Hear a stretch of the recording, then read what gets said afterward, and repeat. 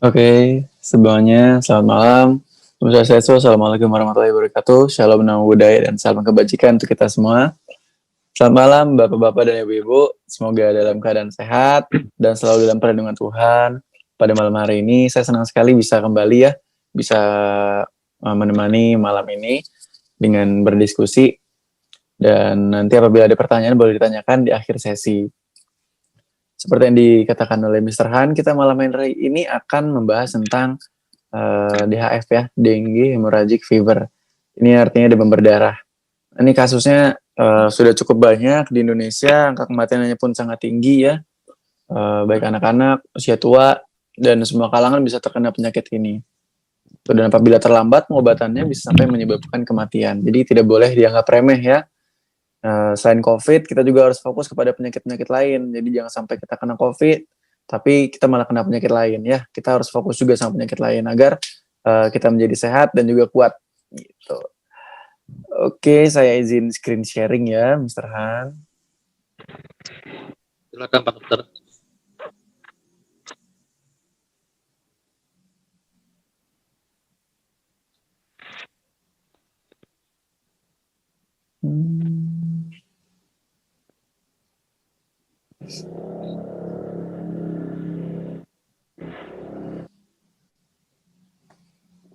Ya, oke, kita akan membahas tentang demam berdarah dengue ya. Jadi apa sih sebenarnya DBD itu? Nah, DBD ini adalah namanya singkatannya demam berdarah dengue. Nah, adalah suatu penyakit infeksi yang disebabkan oleh virus dengue ya. Jadi namanya dengue ini dari nama virusnya gitu, dan ditularkan oleh nyamuk Aedes aegypti yang ditandai dengan gejala demam mendadak 2-7 hari tanpa penyebab yang jelas. Nah, jadi di sini penyebabnya adalah virus yang masuk ke dalam nyamuk dan nyamuk tersebut menggigit manusia gitu. Jadi jangan salahin nyamuknya ya, nyamuknya juga di sini terinfeksi masalahnya. Oke, ini ada 2 jenis vektor kalau kita sebut ya. Jadi pembawa virus. Itu ada Aedes aegypti dan Aedes albopicus. Nah, ini ada 4 jenis juga nih virusnya. Ada DEN1, DEN2, DEN3, dan juga DEN4. Oke, selanjutnya daur hidup nyamuk Aedes aegypti yang banyak dijumpai ya, terutama di Indonesia. Yang pertama, dia jadi nyamuk, lalu dia bertelur ya, bertelur di air, terutama air-air yang bersih, lalu dia berubah menjadi jentik nyamuk dan juga menjadi pupa. Nah, daur hidupnya itu dari telur sampai nyamuk itu bisa 7-10 hari. Lalu tiap 2 hari nyamuk dewasa membutuhkan darah untuk bertelur ya, jadi dia mencari makan nih nyamuk-nyamuk yang betina. Lalu umur nyamuk dewasa betina bisa sampai 2-3 bulan. Maka cukup lama. Apalagi kalau misalkan jumlahnya banyak. Nah, ini tempat berkembang biaknya nyamuk yang sering kita jumpai ya. Ada tempat mandi, kolam, lalu tempat pot, hiasan, lalu ini ada ban, dan tempat-tempat yang mudah tergenang dengan air. Nah, ini adalah tempat-tempat yang sangat disukai oleh nyamuk karena di sana mereka dapat berkembang biak. Karena dapat berkembang biak telurnya di dalam air ya. Tuh, nanti menjadi jentik. Nah, ini adalah fasenya, jadi kurang lebih 7 hari ya.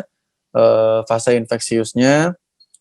Selanjutnya, ini adalah data dari tahun 2008, di mana wanita lebih sedikit daripada pria mengalami kasus DBD. Mungkin karena disebabkan pekerjaannya di luar, karena kan pria lebih banyak kerja di luar daripada wanita. Oleh karena itu, pria lebih banyak yang terkena penyakit ini. Oke, selanjutnya adalah faktor resikonya. Ini tergantung dari beberapa faktor. 4 faktor utama. Yang pertama adalah agentnya itu adalah nyamuknya itu sendiri ya. Jadi nyamuk ini adalah pembawa virusnya. Lalu itu adalah keadaan lingkungan. Jadi kalau lingkungannya bersih atau kotor itu menentukan juga faktor risikonya. Lalu manusianya sendiri dari kekuatan imunitasnya dan juga kesehatan keluarga. Jadi orang-orang di sekitar kita juga penting. Kita harus mengetahui mereka sehat atau tidak ya, karena kalau mereka sakit biasanya orang yang paling mudah menularkan adalah orang terdekat kita atau keluarga. Oke, nah ini dari host atau pejamu ya. Jadi bergantung pada mobilitas penduduk, lalu pendidikan, lalu kelompok umur, dan juga jenis kelamin. Nah, ini keadaan lingkungan nih yang biasa menjadi faktor resiko. Jadi tempat penampungan air ya itu harus segera dihilangkan. Nah, ini ketinggian tempat suatu daerah juga perlu, karena nyamuk-nyamuk tidak bisa bertahan di lingkungan yang sangat dingin. dan juga curah hujan. Untuk lingkungan curah hujan yang tinggi itu dapat meningkatkan juga perkembangan dari nyamuk. Makanya kalau sudah musim hujan itu biasanya rawan sekali ya. Banyak air yang menggenang, di situ nyamuk sudah mulai timbul dan juga nyamuk sudah mulai berkembang biak, terutama untuk tempat-tempat yang banyak sampahnya. Nah, itu kan banyak genangan air yang tidak dibersihkan. Nah, itu bisa menjadi tempat hidup dari nyamuknya itu sendiri yang nantinya bisa membawa virus.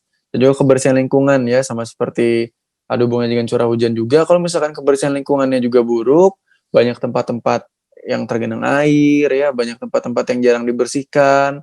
Nah, itu bisa menjadi tempat hidup yang nyaman bagi nyamuk. Oke, nah ini adalah riwayat penyakit DBD ya. Jadi pertama ada beberapa fase, ada fase rentan ya atau fase susceptible. Nah, jadi nyamuk ini sebenarnya dia sehat awalnya. Tapi ketika ada orang yang terinfeksi virus dengue, jadi nyamuk tersebut menghisap darah manusia tersebut, nyamuk tersebut akan membawa virusnya. Nah, nyamuk tersebut akan membawa virusnya dan ketika nyamuk yang membawa virus ini menggigit ya atau menghisap darah manusia lain, nah manusia yang sehat tersebut akan terinfeksi oleh si nyamuk yang terinfeksi ini. Jadi pembawaannya dari manusia yang sakit, lalu ke nyamuk, nyamuknya itu menyebarkan. Nah itu yang bahaya ya. Dan juga itu yang menyebabkan penyakit DBD ini. Lalu pasien tersebut ketika dia mulai disengat oleh nyamuknya ya, nanti dihisap darahnya, di situ akan bertukar antara darah dan juga virusnya dan menyebabkan fase subklinis atau asimptomatis. Di sini fase belum ada tanda dan gejala ya dari pasien-pasiennya. Ini mungkin masih hari ketiga. Nah, itu belum ada gejalanya biasanya. Lalu fase klinis ini ditandai oleh demam tinggi. Nah, ini demamnya biasa dimulai dari hari pertama, itu demamnya mendadak tinggi ya, yang membedakan dengan penyakit lain. Dan demamnya ini tinggi dan tidak ada fase turun biasanya. Fase turun dialami ketika pasien mengkonsumsi obat-obatan. Itu berbeda dengan beberapa penyakit lain ya, ada fase naik turunnya. Dan juga dari fase klinis ini pasien sudah mengalami demam, lalu bisa juga mengalami lemas, badannya pegal-pegal, sakit kepala ya. Dan fase klinis ini nanti akan berlanjut ke fase penyembuhan atau kecacatan bahkan kematian. Kalau misalkan dia sudah bisa melewati 7 hari fase kritis ini, nah dia bisa dinyatakan sembuh. Tapi ketika dia tidak bisa melewati fase kritis, nah fase kritis ini yang nantinya akan menyebabkan kematian, gitu, karena kebocoran plasma dan juga sel-sel darah yang pecah di dalam sirkulasi manusia tersebut. Ya, hal itu yang dapat menyebabkan kematian atau shock nantinya. Itu. Ini gejala-gejalanya ya. Jadi demamnya ini dia mendadak tinggi, dia 2 sampai 7 hari. Jadi wajar biasanya anak tuh demamnya tinggi sampai 7 hari. Nah, tapi harus diwaspadai juga. Ketika anak sudah lebih dari 3 hari, demam harus dibawa ke dokter. Dan juga pasien biasanya bisa mengalami muncul bintik-bintik merah pada kulit. Nah, muncul bintik-bintik merah ini pteki ya namanya kalau istilah kedokterannya. Ini yang bahaya. Nanti ini tandanya sudah ada kebocoran. Itu. Jadi sel-sel darahnya tidak mampu lagi untuk mengikat sel-sel darah merah sehingga sel-sel darah tersebut mudah pecah. Ya nantinya kalau sel-sel darah tersebut mudah pecah, nah hal itu dapat menyebabkan penurunan nutrisi, penurunan asupan oksigen, pasiennya bisa mengalami shock. Selanjutnya bisa juga terjadi mimisan dan juga nyeri ulu hati. Mimisan dan nyeri ulu hati inilah tanda gawat daruratan bagi pasien, anak-anak dan juga dewasa tua ya, karena di sini sudah ditandai dengan gangguan sirkulasi bisa menyebabkan pasien bertambah shock. Lalu pasien juga bisa mengalami keadaan gelisah ya, nafasnya cepat, tangan dan kaki dingin, ini sudah fase shock.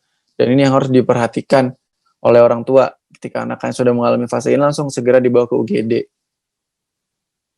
Oke, nah ini pencegahannya. Jadi pencegahan penyakit ini, jadi penyakit ini dapat dicegah. Jadi kan lebih baik mencegah daripada mengobati ya. Yang pertama itu kita harus melakukan pendidikan penyuluhan seperti malam ini ya, bahwa Bapak Ibu sudah tahu, tahu dari gejalanya, penyebabnya ya. Nah, selanjutnya kita harus memperbaiki suplai dan juga penyimpanan air. Nah, itu harus dirawat dengan baik ya, suplai dan penyimpanan airnya ditutup, lalu dibuang untuk air-air yang tidak digunakan, dan juga menekan angka pertumbuhan penduduk. Ini bisa dengan menggunakan program keluarga berencana. Lalu bisa juga dengan memperbaiki sanitasi lingkungan.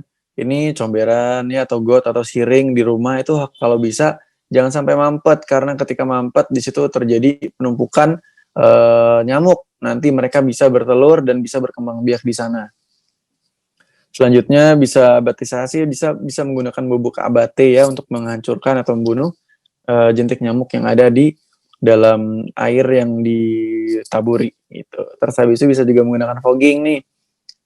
Biasanya tiap beberapa bulan kan rumah-rumah di fogging, got atau siring itu di fogging ya, ini untuk menghancurkan dari nyamuk dan juga telur-telurnya.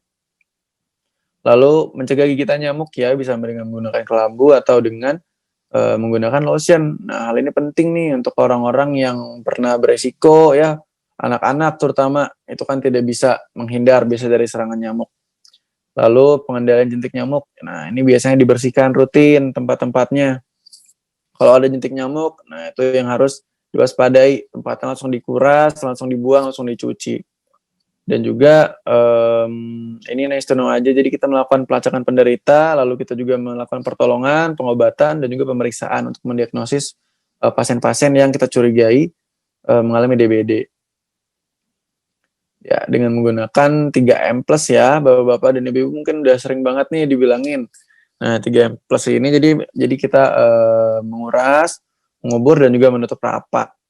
Nah, menguras bak mandi ya seperti di gambar, ini harus dikuras bak mandinya, karena kalau misalkan tidak dikuras, nyamuk biasanya akan bertelur di sana.